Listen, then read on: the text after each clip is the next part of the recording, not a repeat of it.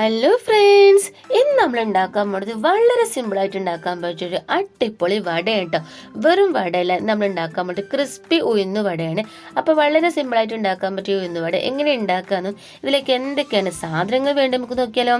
അപ്പോൾ ആദ്യം തന്നെ നമുക്ക് വേണ്ടത് ഉഴുന്ന് തന്നെയാണ്. ഞാൻ ഇവിടെ 1 കപ്പ് ഉഴുന്നെടുത്തിട്ട് ഇത് നല്ലപോലെ ഒരു വലിയ പാത്രത്തിലേക്ക് ഇട്ടതിന് ശേഷം നമുക്ക് നല്ലോണം കഴുകിയെടുക്കണം. ഒരു 3-4 പ്രാവശ്യം നല്ലോണം കഴുകിയെടുക്കുക.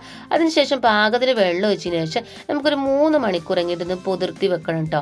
അപ്പം നിങ്ങൾ എൻ്റെ ചാനൽ ആദ്യമായിട്ടാണ് കാണുന്നുണ്ടെങ്കിൽ ഒന്ന് സബ്സ്ക്രൈബ് ചെയ്ത് സപ്പോർട്ട് ചെയ്യാൻ മറക്കരുത്. അപ്പോൾ ഇത് പൊതിർത്തിന് ശേഷം നല്ലൊന്ന് കഴുകി ഊറ്റിയെടുത്ത ഉഴുന്നാണ് ഇട്ടത്. ഇതിലേക്ക് നമുക്ക് ചെറിയൊരു കഷ്ണം ഇഞ്ചി, അതൊരു 3-4 കഷ്ണങ്ങളാക്കി ഇതിലേക്കൊന്ന് ഇട്ട് കൊടുക്കുക.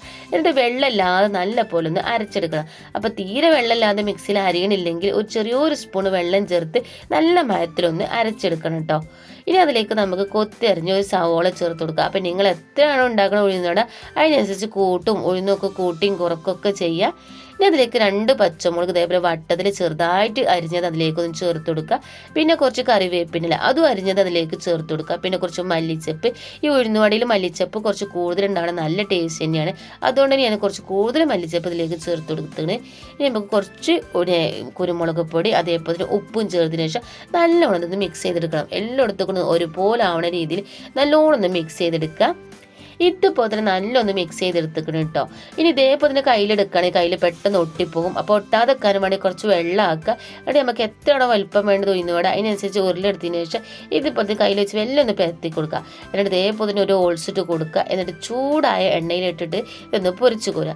അപ്പോൾ ചൂടായ എണ്ണയിലേക്ക് ഇട്ടതിന് ശേഷം നമുക്കൊന്ന് തീ കുറച്ചാണ്ട് നമുക്കിതൊന്ന് മൊരിച്ചെടുക്കണം. കാരണം വെച്ചാൽ പുറത്ത് മാത്രം ക്രിസ്പി ആയിട്ട് കാര്യമില്ല, ഉള്ളിൽ വേണമെന്നുണ്ടെങ്കിൽ തീ ഒന്ന് കുറച്ച് കൊടുക്കണം.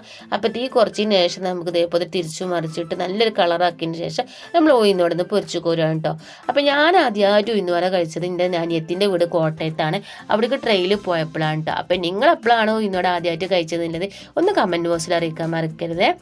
അപ്പോൾ ഇതിപ്പോൾ തന്നെ നമുക്ക് ഫുള്ളായിട്ട് ഉഴുന്നോടെ ഇതേപോലെ തന്നെ ചെയ്തെടുക്കാം കേട്ടോ. അപ്പോൾ ഇത് വെറുതെ കഴിക്കാനുള്ള നല്ല ടേസ്റ്റ് തന്നെയാണ്. ചിലർക്ക് ഈ ഉഴുന്നിൻ്റെ ടേസ്റ്റ് അത്രയ്ക്ക് ഇഷ്ടമല്ലെങ്കിൽ പക്ഷേ ഉഴുന്നുവട ഉണ്ടാക്കി കഴിക്കുമ്പോൾ നല്ല ടേസ്റ്റ് തന്നെയാണ്. അപ്പോൾ ഇതിപ്പോൾ തന്നെ നമ്മളെല്ലാം ഉഴുന്നുവട ഉണ്ടാക്കിയെടുത്തേക്കണേ. ഇനി ഒരു സാമ്പാറിൻ്റെ കൂടെ അത് ചട്ടിൻ്റെ കൂടെയൊക്കെ കഴിക്കാൻ നല്ല ടേസ്റ്റ് തന്നെയാണ്. ഇനി വെറുതെ ചൂടുള്ള ചായൻ്റെ കൂടെ കഴിക്കാനും നല്ല ടേസ്റ്റ് തന്നെയാണ് കേട്ടോ. അപ്പോൾ എല്ലാവരും ഇത് ഉണ്ടാക്കി നോക്കുക. എന്നിട്ട് നിങ്ങൾക്ക് ഇഷ്ടപ്പെട്ടാൽ ലൈക്ക് ചെയ്യാനും ഷെയർ ചെയ്യാനും മറക്കണ്ട. അതുപോലെ തന്നെ ഇന്നൊന്ന് സപ്പോർട്ട് ചെയ്യാനും മറക്കണ്ട. ഇതുപോലെ തന്നെ കഴിക്കാൻ ടേസ്റ്റുള്ള അതേപോലെ കാണാൻ നല്ല രസമുള്ള റെസിപ്പി ആയിട്ട് ഇനി ഞാൻ വരാം കേട്ടോ. അപ്പോൾ എല്ലാവരും ഒന്ന് സപ്പോർട്ട് ചെയ്യണേ.